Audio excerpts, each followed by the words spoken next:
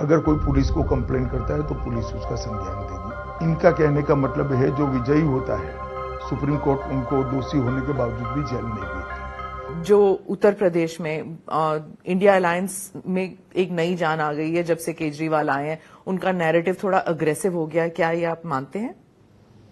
अभी तो वो कोई अलग इश्यू में ही फंसे हैं, थोड़ा इनको फ्री हो जाने दीजिए, बाद में देखो क्या होता है। पर वो जिस इशू में फंसे हैं वो राज्यसभा की मेंबर हैं स्वाति जी। देखिए, मैं इस पर टिप्पणी करना नहीं चाहता। अगर कोई पुलिस को कंप्लेन करता है तो पुलिस उसका संज्ञान देगी, मगर मैं इतना ही कहता हूं कि अभी उनको बेचारे को जिस इश्यू में फंसे इससे निपटारा लाने दीजिए, काहे को ये सब में उलझाती है। पर वो है ना 20 दिन और बाहर हैं, उन्होंने कहा है कि अगर इश्यू अभी तो चल रहा है ना, देखिए कितना चलता है। वो कैंपेन में तो कह रहे हैं कि अगर झाड़ू पे वोट लगेगा तो उन्हें जेल जाने की जरूरत नहीं होगी। देखिए, तो मैं तो मानता हूं कि सुप्रीम कोर्ट का स्पष्ट रूप से कंटेम्प्ट है। इनका कहने का मतलब है जो विजयी होता है सुप्रीम कोर्ट उनको दोषी होने के बावजूद भी जेल नहीं भेजती।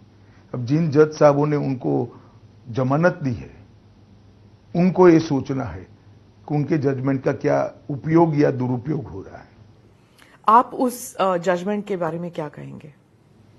इंटरिम देखिए, सुप्रीम कोर्ट को अधिकार है न्याय की व्याख्या करने का, पर पहली बार हो रहा है कि मगर मैं मानता हूं ये रूटीन और नॉर्मल प्रकार का जुडिशियल जजमेंट नहीं है।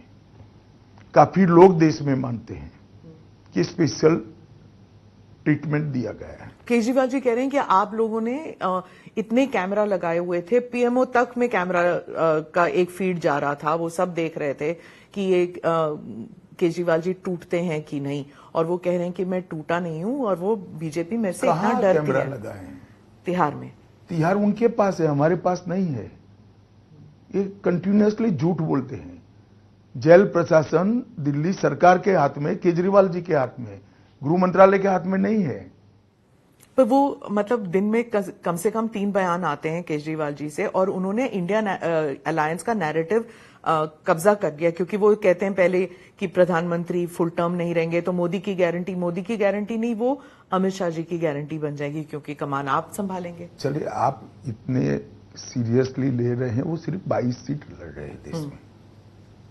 इतना सीरियसली मत लीजिए, सिर्फ 22 सीट लड़ रहे हैं और वो गारंटी दे रहे पूरे देश का मैं बिजली का बिल माफ कर दूंगा। अरे भैया, तुम 22 ही सीट लड़ रहे, तेरी सरकार कहां से बनेगी? हम मोहल्ला क्लिनिक बना देंगे। और मैं कई बार स्पष्ट कर चुका हूं, फिर से स्पष्ट करना चाहता हूं, 29 तक मोदी जी ही रहेंगे और केजरीवाल आपके लिए कोई अच्छा समाचार नहीं है। 29 के बाद भी मोदी जी ही हमारे चुनाव अभियानों का नेता है, उनके नेतृत्व में ही हम चुनाव लड़ेंगे।